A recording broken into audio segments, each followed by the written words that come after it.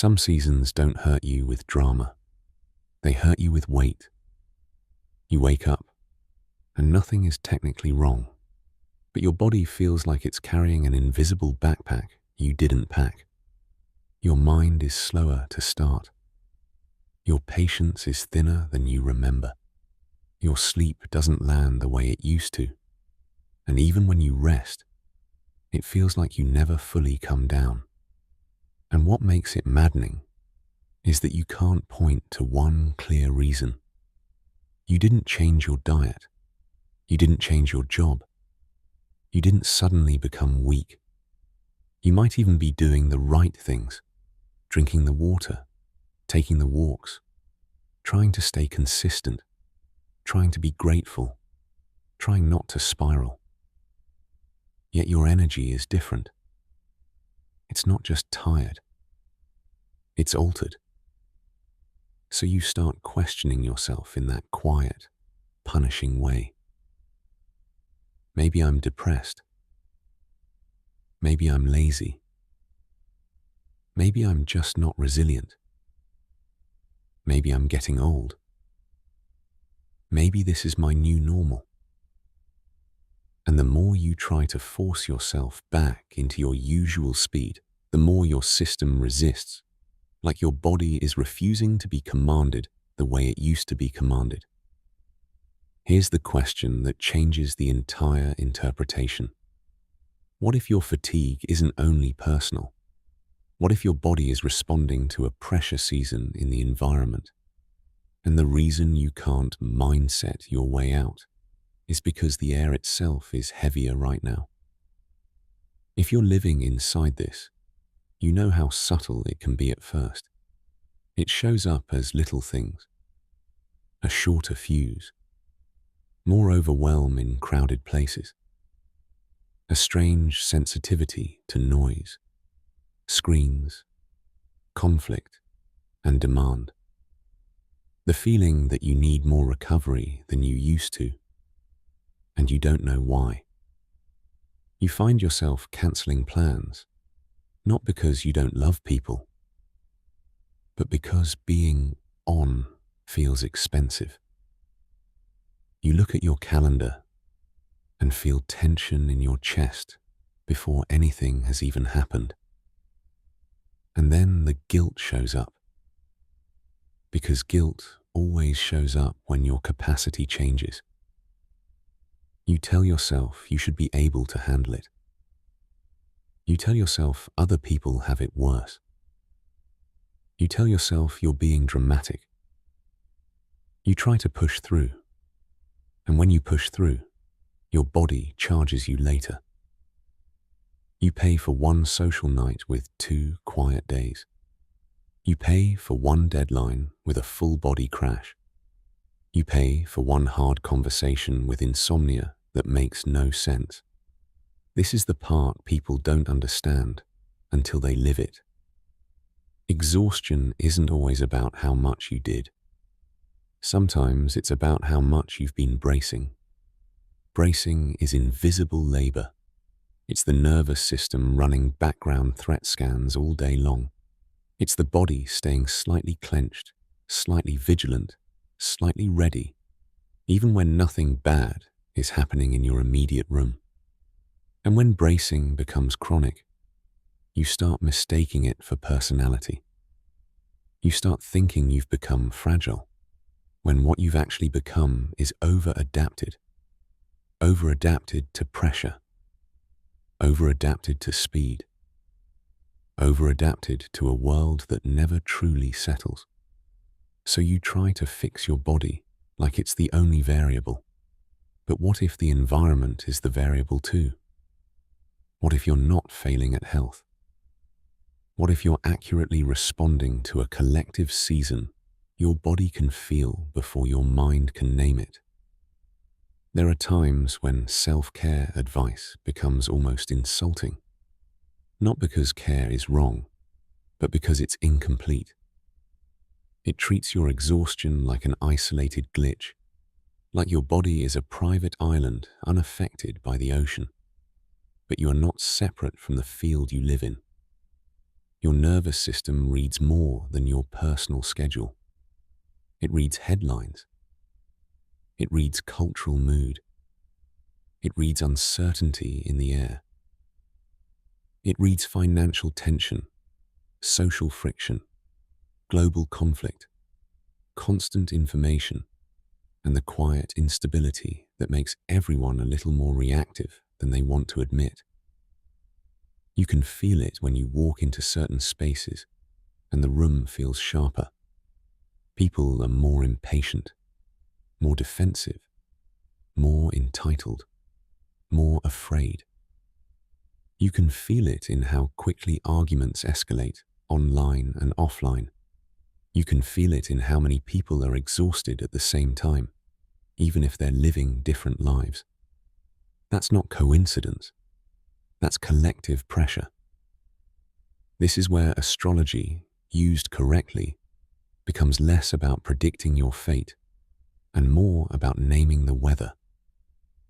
Astrology in this work is not what's your sign, so this will happen to you.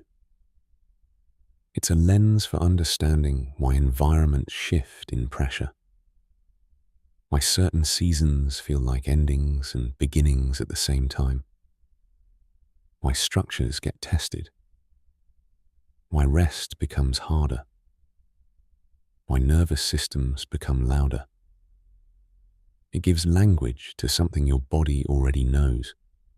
There are collective cycles where the external world feels tighter, and during those cycles your recovery window shrinks, your tolerance changes, and your energy begins behaving like it's protecting you from something you can't fully articulate. When you recognize that, a strange relief arrives. Not because the fatigue disappears instantly, but because the shame does. You stop calling it weakness. You start calling it weather.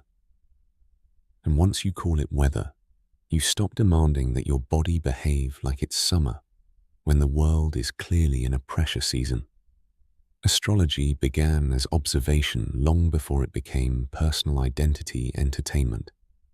Ancient people watched the sky the way they watched crops, rivers, migrations, and the rise and fall of rulers. It was agricultural and civic before it was psychological. It was used to track seasons, governance cycles, and social patterns, because survival depended on timing. That history matters because it anchors the lens in something grounded. Environments change, and humans change with them. In pressure phases, people become more controlling because they're afraid. Institutions tighten because they're uncertain. Culture becomes louder because it's trying to drown out discomfort. And your body, being an ancient sensory system, doesn't wait for you to figure it out intellectually. It responds immediately. It downshifts. It braces. It conserves. It shortens your fuse to keep you alert. It makes your sleep lighter because it doesn't trust the world enough to fully let go. That can look like anxiety. It can look like fatigue. It can look like brain fog. It can look like a sudden loss of motivation. It can look like needing more solitude. It can look like your body saying no to things you used to say yes to. And you can see it in real-life patterns, not theory. You see it in collective burnout waves, when entire industries start reporting the same symptoms at the same time. More sick days, more resignations, more emotional collapse, more people saying, "I can't do this pace anymore."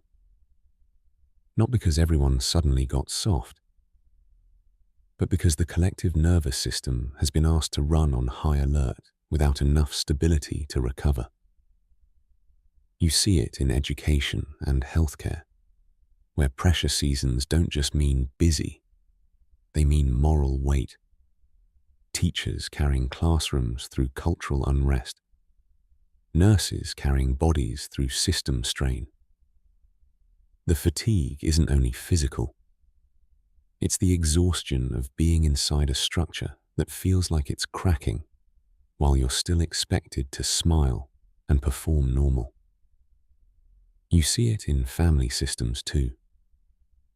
When collective stress rises, old conflicts flare. People become more sensitive to tone, more likely to misinterpret, more likely to test boundaries. If your home life has felt unusually tense, it may not be because your relationship suddenly got bad. It may be because the external pressure is turning every nervous system dial up, and the smallest friction is now enough to spark heat. You even see it publicly in the way high performers suddenly step back, not with scandal, but with that simple sentence that shocks people: "I'm not okay." When Simone Biles withdrew from events to protect her health, the world debated toughness. But what was visible was a deeper truth. The body has limits, and ignoring them doesn't make you strong. It makes you unsafe. Pressure seasons reveal limits faster because the margin for error shrinks. Astrology doesn't need to prove itself by predicting your Tuesday. It proves itself as an interpretive lens when it helps you stop personalizing what is clearly happening at scale. Environments tighten, nervous systems respond, and health becomes harder when the collective field is loud. That's why you feel different, not because you lost your discipline, because you're living inside a season that is asking for a different relationship with energy.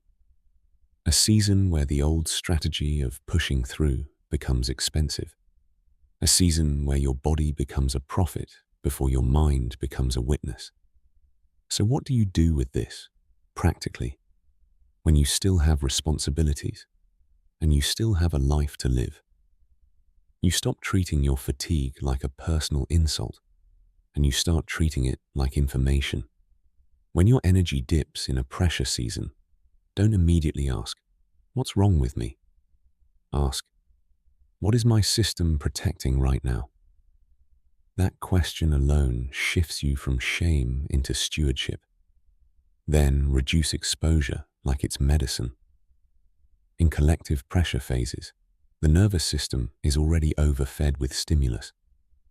Headlines, doom scrolling, constant messaging, constant comparison, constant urgency.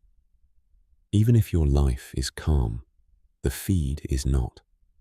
Your body can't recover inside an environment it experiences as endless signal. So you create quieter edges, fewer inputs in the morning, fewer arguments online, fewer nights falling asleep to noise that makes your system brace. Give your body predictable safety, not perfect routines. Pressure seasons make people chase extreme reset because they want control.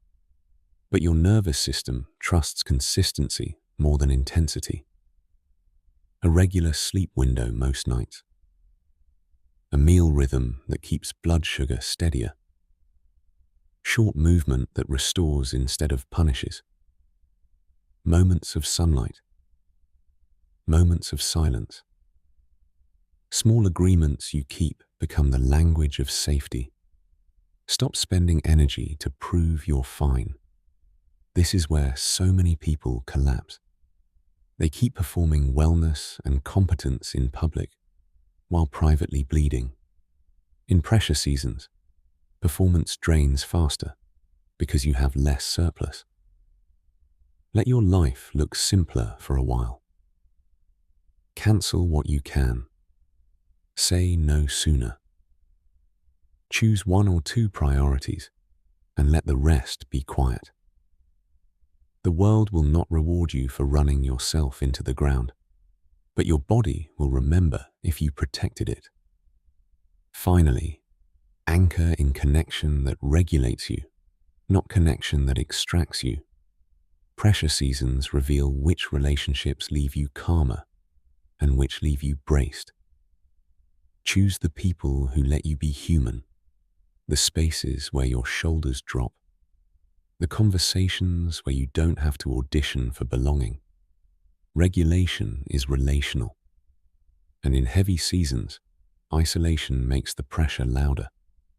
None of this is about becoming fragile. It's about becoming accurate, because accuracy is what keeps health intact when the world is loud. And when you begin living this way, the after doesn't look like a perfect life. It looks like a different inner climate. Before, you were fighting your own signals. You were trying to outrun exhaustion with willpower. You were measuring your worth by output. You were treating rest like a failure, and then wondering why you couldn't recover. Your nervous system stayed clenched because you kept telling it the only acceptable state was performance. After, something softens. Calm doesn't arrive as a constant, but it starts showing up in pockets. You notice your breath deepen without forcing it. You notice your sleep begin to land more often. You notice your mind become clearer because it isn't drowning in constant alarm. You begin trusting your body again, not because the world became easy, but because you stopped betraying your limits to stay impressive. Clarity returns when you stop personalizing weather. Self-respect grows when you stop spending energy like it's infinite. Trust rebuilds when you keep your own agreements. The transformation is internal first. It happens the moment you stop calling yourself weak for responding to a heavy season and start calling yourself wise for protecting your life inside it. When you look at the last 2 weeks, where has your body been signaling collective pressure most clearly? Sleep, mood, focus, patience, appetite, social tolerance. And what one boundary with information, obligations, or emotional labor would create enough quiet for your system to recover without you earning it first? Your fatigue isn't proof you're failing. It's proof your body is still honest enough to feel the season the world is in and brave enough to demand protection before the pressure turns into collapse. If this named what you've been living, share in the comments where your energy changed first and what helped you feel even a little more grounded this week. Subscribe if you want more episodes that translate pressure into clarity, so you can protect your health without turning your life into a constant fight